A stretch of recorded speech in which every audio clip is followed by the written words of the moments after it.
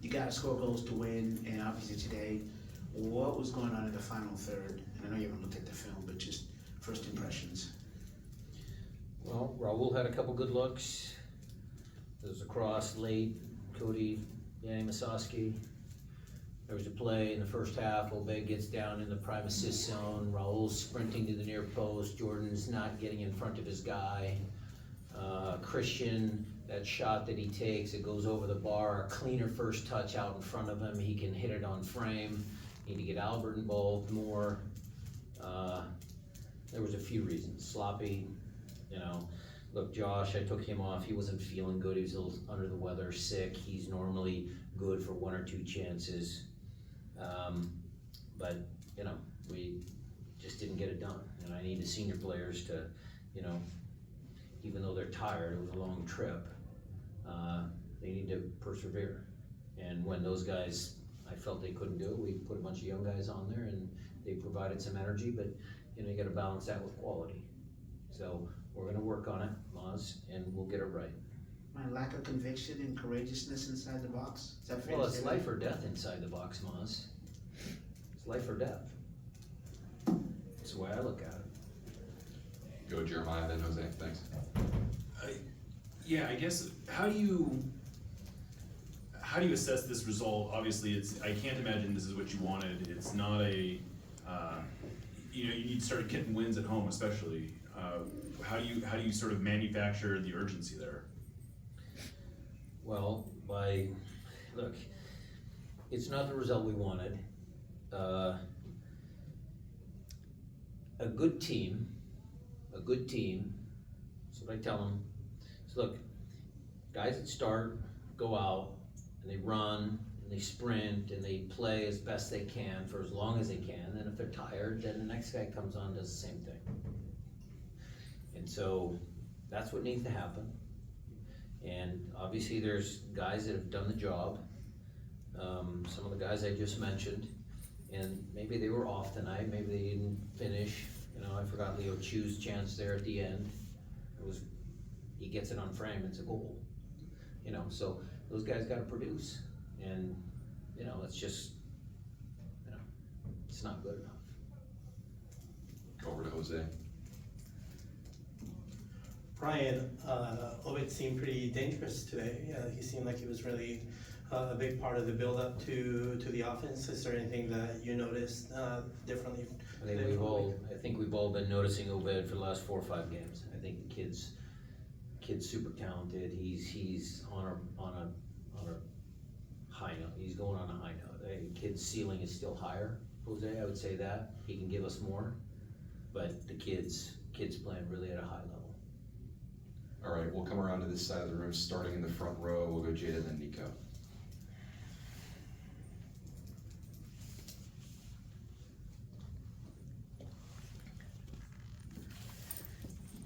Thank you. One is just an observation, Brian. You're a little bit more abusive to your pen today. Is that how is that? Way to notice that. Yeah, is that can you kind of, is that related to the game or? It's just frustration, Jada. We're a good team. We have some really talented players in there, and we just got to get them to believe that they can score and believe that they can win. And then the second thing was, do you feel that you want to substitute a little bit sooner? You know, as you're saying, like some of the senior players, like if you're not getting enough, do you think that that's something that you could maybe do yourself as far as getting the other players on a little sooner? I can talk about that, Jada, because look, throughout the course of my career, I've been a little bit more on the conservative side. You know, I get guys that I believe deserve to start, and you know, I'm loyal maybe to a fault, and tonight was one of those nights where I just didn't see it coming. Look, I took Albert off, I took JP off, I took Jordan off, and some of the young kids that got on the field, got some playing time, were able to showcase some of their skills. And so again, it'll be balanced. I'm not gonna sit there and go completely 180 from who I am. But certainly if, you know, look, if Georgie can play like that, you know, if Reed can play like that, if Obed continues, you know, we've got some talented young kids. Nico. I was going to ask something along the same lines. I mean, it did seem like your substitution patterns, you did everything you could to impact the game from the bench. Is that fair to say? Well, it didn't work. We tried. Well, we try every game, but again, having belief in the entire roster, it's something, we have to do. Going into 4-4-2, is that what ended up being? And how do you feel like that worked? It started a little bit Masoski out here, but then that wasn't working. We changed it to strict 4-4-2. I brought Christian in the middle with Obed because they got good range. They can cover that. Sometimes 4-4-2, you lose the middle of the field.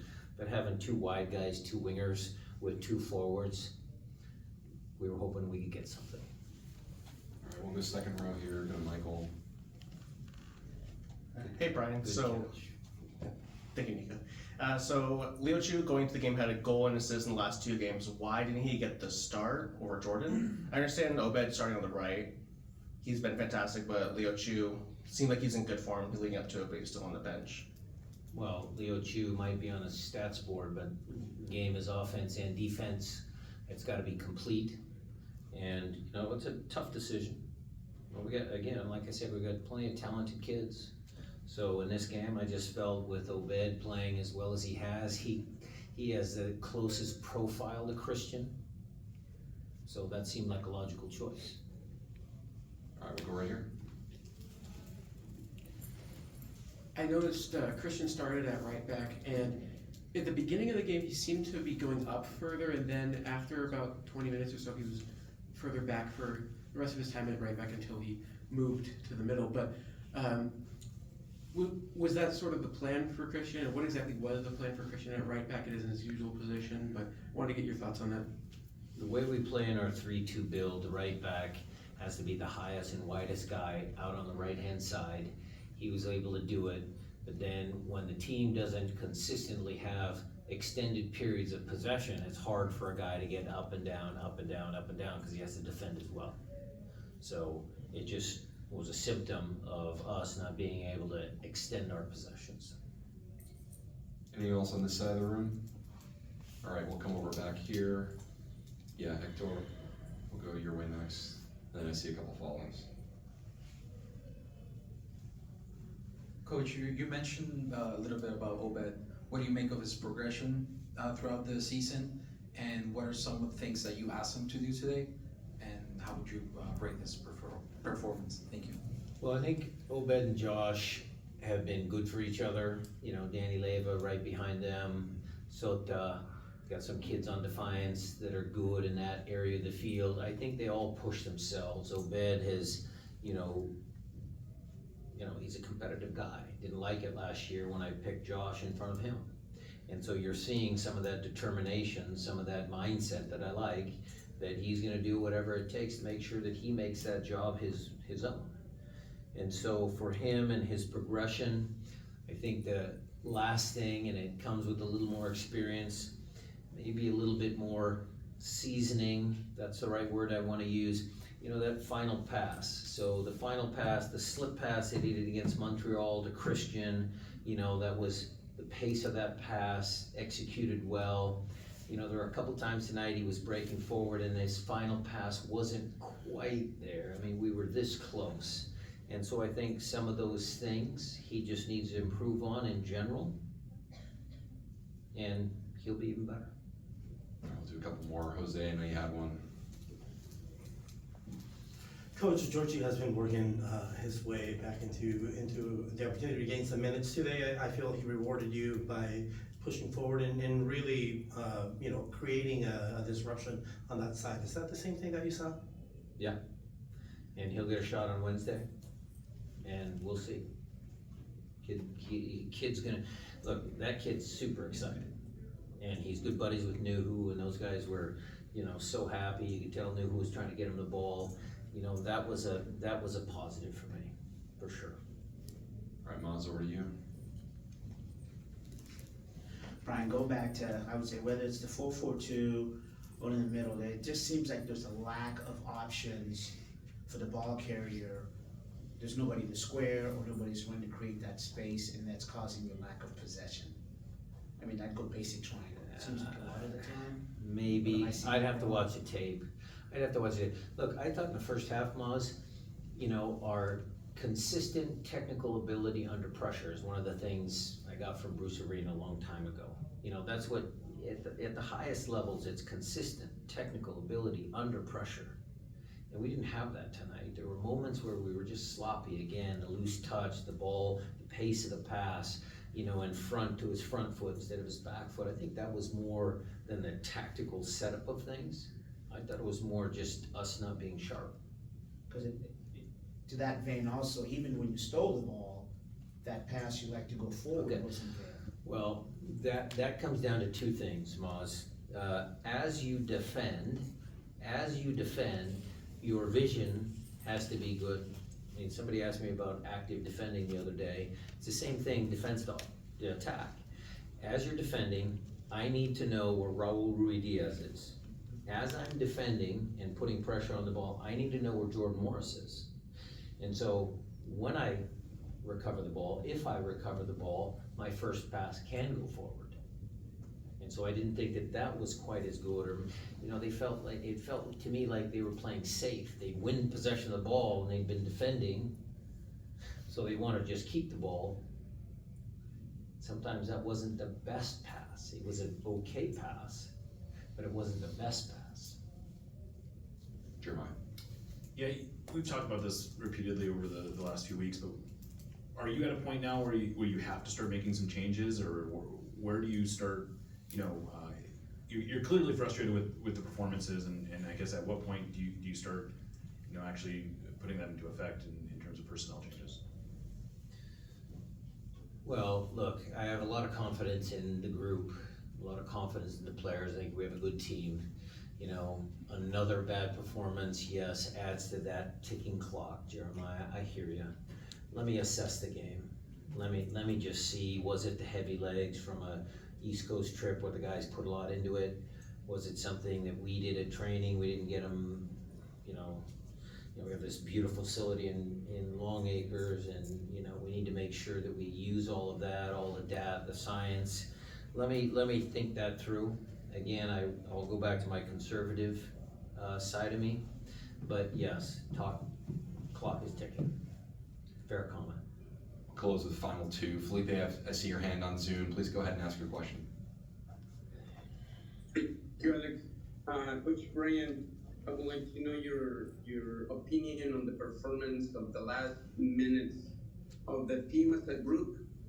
When you end up with a few younger players, including Georgie Minogo and Obed, of course, Obed, Baker, Whittin, and the other guys, would like to know, and also if this could be the beginning of a new phase of the Seattle Sound. Well, look, I was pleased with the young players that came on the field and gave you the energy, the enthusiasm. Georgie's dribbling his 1v1, all of that was very positive. Young players can win you games. You know, sometimes you have to measure that with experienced players win you championships. It's getting the balance right, Felipe. It's maybe to Jeremiah's question there, is the balance right? Do we have enough fresh young guys that are hungry versus some of the senior guys that have done it for a long time? We'll assess that. Diego, last one to you. You could see how there was a very strong desire to actually get the 3 points. From 1 to 10, how would you qualify the performance of the team today? Well, again, I like to assess things in a little calmer fashion. Right now, emotions sometimes get in your way. The team doesn't quit. The team tries. It's whether the quality is there. In those moments when you're under pressure, can you make the right pass? Can you defend well? Can you, when you have maybe one chance, you know, you have one chance to help your team, you have to be mentally strong enough to make that one chance be the goal. So it's a little unfair for me to put a ranking on it. There's certainly frustration from myself and people in that locker room, but that's, you know, just shows that we care, and we're gonna keep trying.